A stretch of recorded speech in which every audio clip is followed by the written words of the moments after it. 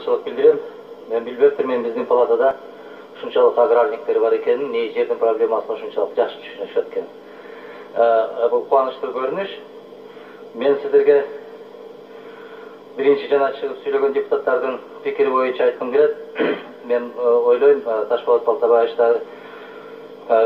жанагы биринчи абзаты боюнча бир топ сунуштарын айтты эле. Кийин менимче бири-бирибизди түшүндүк деп ойлойм. Ал жанагы үлүшкө алган жер, өзүнүн жеке менчигиндеги жерлер, алар өзү билет. Ал только на основе договора. Биз аларга кийлигише албайбыз, тийише албайбыз. Экинчи, үчүнчү абзац бул жанагы жалаң ФПЗ жөнүндө кетип бараткан 25%-тык жер жөнүндө кетип баратат. Бул мамлекеттин менчигинде. Биз аларга мыйзамдын негизинде кайсы бир чекти коюуга, анан шарттарды аларга багыттап бергенге биздин толук конституциялык укугубуз бар. Бөрбай Жураевич айтып атат, аренданын актынан айыл жергесиндеги жанакы фактар, свалар, мектептер, мекеме ишканалар, башкалар кармалып атат деп. Мен анда түшүнбөйм да, биз канчалык ошолорду көбөйткөн болсок, ошолор гүлдөп, жайнап, жыргап, ошолордун эсебинен жашап кетет дегенге, анда салыштырып көрөлү. Мына Ишрак Думунович айтты, 30 миңге чейин чыгып атат ошол жерлерде. Бирок Араван районунда бир гүлдөп аткан факты көргөн жокмун мен. Суу чыгып аткан айылдарды көргөн жокмун. Ошол эле учурда Ысык-Көл областында Тойчубек Касымович менен сүйлөшүп отырсак, 272 сом экен арендага болгон жер. Бирок фактарынын, мектептеринин, суу түтүктөрүнүн абалдары Араван районунан караганда экесе жакшыраак болсо жакшыраак, бирок андан жаман болуп кеткен жок. Биз айтып атабыз, урматтуу депутаттар, макул сиздер айткан бир чекти коелу. Бирок биз чекти коюшубуз керек, урматтуу депутаттар. Макул. Мадумаров 5 эсе дептир. Бирок комитеттин биринчи жыйынында өткөндө мен 3 эсе дедим эле. Бул өтө эле аз дедиңиздер. 5 эсеге көтөрдүк. Эми келип 7 эсеге чейин деп атасыздар. Анда мен бул учурда Ишембай Дүйшөнбиевичтин пикири менен толук макулдугумду билдирем дагы. Давайте четко ограничениясын коюп коелу. Же деген нерсени алып салалы. Алып салалы. Макул. В размере пятикратного, Канек Курманбек Эргешевич дагы бир редакционный эмнесин берип атат, четкий бир ограниченияны коелу дагы, ошондон кийин устанавливается размер деп туруп, жесткий порядокте белгилеп коелу. Ага да макулмун. Ага да макулмун да. Жергиликтүү кеңештер өзлөрү чечсин деп атасыздар, урматтуу депутаттар. Мага айрыкча өткөн 5 жыл ичинде жогорку кеңешти иштеп кеткен Исан Насралиевич Токоевдун выступлениясы действительно, честно говоря, это поразило меня. Мы же дали такую возможность. Мы же здесь не указываем, они же, но мы устанавливаем параметры. Они там решают, потому что сидя в Белом доме или сидя здесь, в стенах парламента, мы не знаем, какая земля насколько плодородная. Мы дали такую полномочия. И еще 3 года тому назад дали такие полномочия. У них есть такие полномочия. А даже мы еще дальше пошли, радикально пошли. Жанагы социальное отчисленияларды дагы трехсторонней комиссияны создавать этип, мы им дали возможность освободить. Если бы град, угроза болуп, селевые потоки или там засуха, стихийное бедствие болгон жерлерге, мы же дали им возможность. И согласно, если память не изменяет, 282 статья налогового кодекса, мы дали им возможность даже освободить на текущий год от всякого вида налогов. Есть такая норма. Анан бүгүн келип бул жерде ушуларды биз чечишибиз керек эмес, аларга беришибиз керек деп атканда мен түшүнбөйм да. Но нормалары бар да, ошолор толугу менен иштеп аткан. Урматтуу депутаттар, аукционго берсек жерди этектүүдүү пайдаланат элек деген пикирлер айтылып атат, мен буга кошулбайм. Марат Абдразакович айтып атат, эмне үчүн тиги Нарындын жери менен, Алайдын жери менен, анан Оштун же болбосо бир түшүмү көп боло турган жерлерди салыштырып болсок, салыштырганга мүмкүн эмес деп атат. Туура, салыштырганга мүмкүн эмес. Мы же ежегодно устанавливаем тарифы земельной ставки на текущий год. И при этом тогда учитывается в зависимости от плодородия земель. Бир эле өткөндө Турдакун Усбаевич ушул маселени көтөргөндө айттык эле. Чуй зонасыны мы делили на 2 категории. Это Сустамырская зона и нижняя зона, Чуйская зона. Булардын баары учтённый, урматтуу депутаттар, не мною придумано. Ошону эске алуу менен бирге мен сиздерге айтып коюм керек да. Эмне үчүн биздин республикада 77%тен ашык ал сегодня уже не данные Мадумарова, это государственный стандарттын берген, статистика комитетinin бергени, 77% населения оказались уже за чертой бедности. Мы с вами прекрасно знаем, 65% населения проживает в сельских местностях.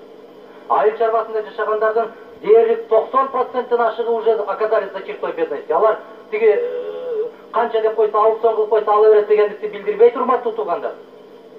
Ташпол Балтабаевич, ошол эле Баткен областында болуп келдик. Баткен районунда болуп келдик. Лейлекте болуп келдик. Алардын ою таптакыр башкача, алардын пикири башка, урматтуу туугандар. Жанакы 2-3% гана адамдар жыл сайын ошол жерде ушул акчасын төлөп коюп туруп, асмандын башына чыгарганда дагы алар ала берет. Ала берет, урматтуу туугандар. Аларга биз бөгөт кое албайбыз. Кайсы бир депутат чыгып сүйлөгөн сөзүндө айтты, биз канчалык бөгөт койгон болсок, аткаруучу бийлик ошончолук алдап кетүүнү же болбосо башка жагынан кетет. Мен айтпайм, это конец совершенства деп айта албайм. Совершенству нет предела. Биз ушул норманы да киргизип карап көрөлү. Биз тажрыйбадан алалы мыйзамдарды. Дагы бир жолу дыйкандар менен, шайлоочулар менен жолугушканда алар мүмкүн эффективдүүрөөк жолун айтып берет. 5 жолкудан ашпасын деп атсаңыз, урматтуу туугандар, биринчи кезекте ар бир атуулга конституциялык укугун, равноправие дегенди киргизип беришибиз керек. Чөнтөгүндө акчасы бар, каалаган жерди алып, чөнтөгүндө акчасы жоктор ыйлап жүрө берсин дегендикти биз бул жерде провозглашать этпешибиз керек. Мыйзам боюнча четко пределди көрсөттүк. Ушуга менин эсебимде, менин акылымдын жеткен жеринде ушул болду. Эгер 5 эседен деп ашпасын деп койсок, хотя бы 30%ке жакын айыл тургундарынын мүмкүнчүлүгү бирдей шартка ээ болуп калат деген түшүнүктү киргизгим келип атат. Мен деле жанагы базар экономикасына таптакыр каршылыгым жок. Боло берсин ошол базар экономикасы. Но бирок базар деп эле алдына паровозду коюп алып, чуркап кете берип туруп, артында калгандар вагондун астында калып кетпесин. Мен эгер 99-жылга таратып берген социалдык экономикалык Кыргыз Республикасынын абалын карап көрсөңүздөр, урматтуу туугандар, кайсыл оорулар биздин кендирибизди кесип атканын байкайт. Ташпол Балтабаевич. Ошол оорулардын канча проценти айыл тургундарына таандык экенин дагы цифра менен көрсөтүп турат. Мен бүгүн ошолорду сиздерге мисал катарында келтирейин дедим. Эмне үчүн ушундай болуп атат? Адамдар даарылангысы келбестен качып жүргөнүн кесепетинен эмес, даарыланганга тыйыны жоктугунан келип жүрөт. Анан биз айтып атабыз, акчасын канча көтөрүп койгон болсок, ошол жерди иштетем деген болсо, туура Бишкектен барат, 3% барат. Мына Сатыбалды Чермашевич айтып атпайбы? Биз бул жакта жүргөн туугандар балдарыбыз экен деп туруп жер берип коюптур деп. Жок, андай болгон жок, урматтуу депутаттар. 94-жылы учетун ошол жерде болбогондон кийин жер бербейт туугандар сиздерге. Антип айтпаш керек. Ушунчалык адилеттүү бөлүндү деп атабыз. Жок. Мына Төлөбек Эсенкулович айтты.